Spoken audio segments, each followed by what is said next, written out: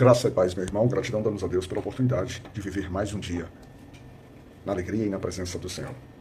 Hoje, dia 3 de janeiro de 2025, a nossa meditação passará pelo segundo livro de Reis, capítulo 13. E o nosso versículo de trabalho é o versículo 16, que nos diz: Então disse ao rei de Israel: Põe a tua mão sobre o arco, e pôs sobre ele a sua mão. E Eliseu pôs as suas mãos sobre as mãos do rei. Nós temos aqui um tempo em que as tribos de Israel, ou o reino de Israel, continuava a sua caminhada de separação do próprio Deus, na verdade. Nós temos aqui reinando nesse momento, veio Gel, depois de Gel veio Jeocás, depois de Jeocás veio Jeoás, filhos. Então, nessa sequência. E o rei que está se relacionando aqui, nessa história, é o rei Jeoás. E eles estão sobre a aflição, sobre a aflição dos açoites do rei da Síria, Hazael e Ben-Hadad. Então está vindo essa sequência entre, por exemplo, também a sucessão dos reinos da Síria de Hazael e Ben-Hadad. E o rei da tribo de Israel, o reino da tribo de Israel, está sofrendo vamos dizer assim, uma opressão muito grande. Muito grande. E aí ele vai buscar no profeta Eliseu um pouco de direcionamento, um pouco de socorro no Senhor. E o Eliseu, nesse momento, está doente. E com um dos seus últimos atos, ele profetiza isso. Ele profetiza isso que não foi dado. Ou seja, ele pede para que o rei ele tome o arco e flechas. Ele tome o arco e flechas. E esse arco e flechas, depois ele se direciona até uma janela que vai para o Oriente, e ele atira esse arco e flecha. E Eliseu diz para o rei que aquilo representava a flecha do livramento do Senhor do povo sírio. Ou seja, o povo da tribo de Israel iria ser livre daquela opressão.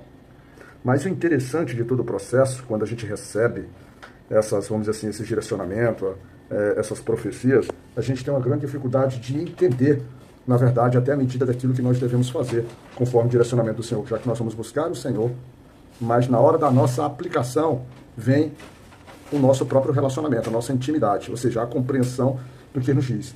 Eu me lembro que o meu pai, na minha vida prática, às vezes, ele bebia, às vezes não, para ser mais exato, meu pai bebia muito. E quando ele ia falar, eu quando criança, ele falava de um jeito que por diversas vezes eu não conseguia traduzir ou entender o que ele dizia. Eu achava que ele falava enrolado, achava que ele estava bêbado, achava que ele falava baixo. Então, eram várias as situações que me levavam a não compreender a mensagem dita por ele. E por vezes essa mensagem também não tinha nem propósito nenhum comigo, era apenas falar por falar. Mas aqui nós temos uma situação em que o Senhor profeta fala, representando a vontade do Senhor, e agora compete a nós, na hora da sua execução, a compreensão. Para que a gente execute a vontade do Senhor, é preciso que a gente compreenda. E para a gente compreender, o ideal é que a gente tenha o máximo de intimidade, o máximo de proximidade, para que a gente possa entender as variações do que são ditas e as formas como são ditas. Afinal de contas, o próprio Jesus Cristo, quando vinha aqui, ele falava por parábolas. E ele dizia que era para aqueles que estiverem ouvindo, não ouçam, ou para que eles também não compreendessem. Mas eles quem? Aqueles que efetivamente não estivessem dentro do seu, vamos dizer assim, do seu aprisco, e que não fossem ovelhas que fossem cuidadas, ou seja, fossem pessoas que estivessem ligadas efetivamente para viver o mundo e não pessoas buscando ao nosso Senhor e ao nosso Deus. E dentro desse processo, ele diz o seguinte, lá no versículo 18. E disse mais, toma as flechas, e tomou-as. Então disse ao rei Israel, fere a terra, e feria 3 vezes e cessou. Quando ele diz aqui que ele feriu 3 vezes e cessou, e que a gente está lendo a sequência, que ele vai falar que o profeta se indignou, o homem de Deus se indignou, mostra assim claramente aquilo que a gente está tentando dizer. É preciso receber a profecia, é preciso receber a orientação, mas é preciso buscar entender, porque somente através do entendimento e da compreensão, a gente poderá cumprir em obediência conforme determinou.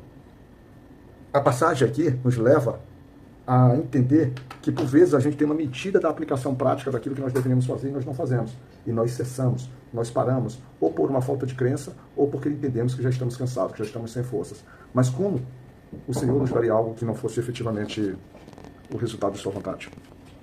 E se Ele nos dar essas coisas, isso é resultado de sua vontade, é evidente que nós teremos toda a capacidade, toda a força, toda a resiliência, toda a disposição para fazê-lo. Mas às vezes a nossa mente, as nossas vontades estão focadas em outro ponto.